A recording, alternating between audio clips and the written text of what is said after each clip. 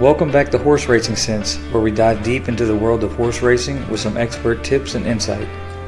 If you're new here, be sure to subscribe so you never miss out on the latest horse racing advice and tips. Today we will be going over cribbing and how it affects horses. Before we get started, I would like to give a small backstory on why we created this video. This horse is named Aunt Addie, and this photo was taken when we first got her as a yearling. She was a beautiful horse and shows no signs of any issues. This is because she was in a pasture and did not have the opportunity to crib. This is a photo of Aunt Addie months after she started cribbing in our barn. Her ribs are way more pronounced and she has lost a lot of weight. In this photo we have still not solved her cribbing issue, and there is an exercise rider on her back. While she was cribbing, she was very well known to throw riders off her back, and many people were scared to ride her.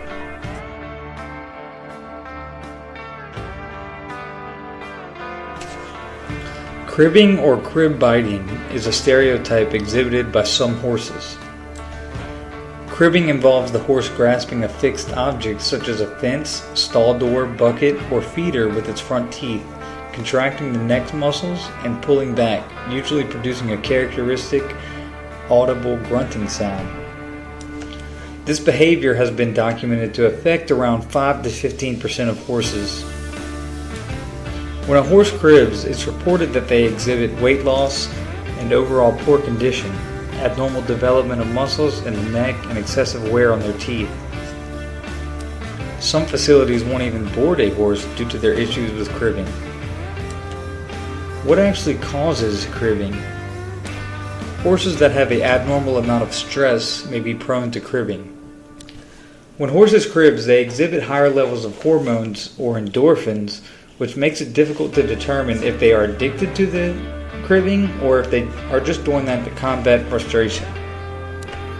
Sadly, we do not know why each individual horse likes to crib. We are pretty sure that multiple factors are involved.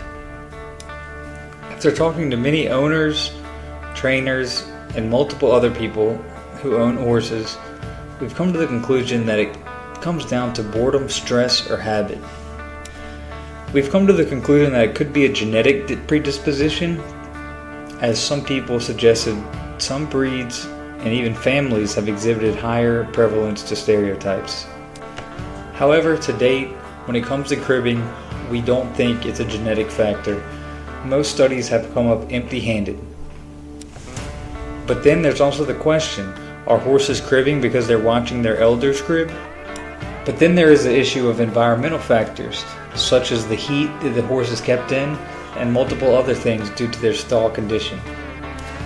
It has been suggested that dominance and hierarchies between horses may influence their learning by observation. On the other hand, there is no scientific evidence supporting the isolation of cribbers from their stablemates. How is cribbing treated? This is a basic cribbing collar which we use to try to prevent her from cribbing, but it did not work.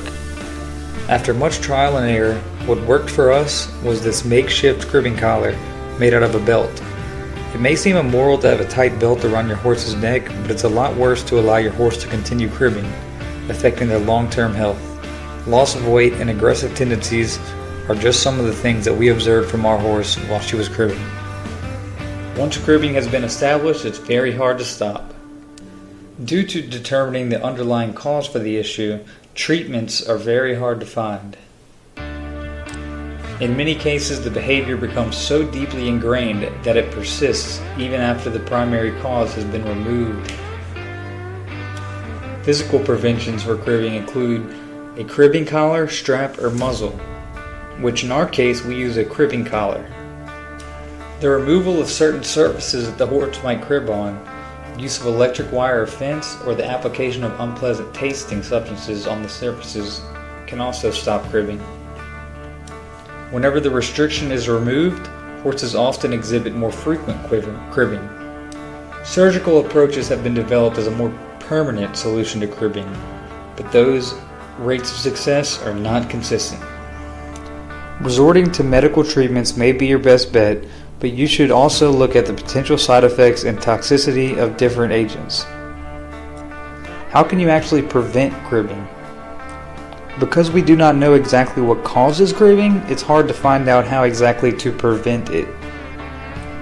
In some horses, it may not be possible to actually prevent cribbing. To start out, you should identify any other underlying medical conditions. Keeping your horse in a calm, low-stress environment may be your best bet when it comes to preventing cribbing. You should also provide a social contact with other horses. Reducing the amount of concentrate or sweet feed in the diet could also help when it comes to cribbing. The younger your horse is, the faster you should tackle the behavior to prevent it from being a habit. Hope you enjoyed the video. Like and subscribe for more content, and we'll see you next time.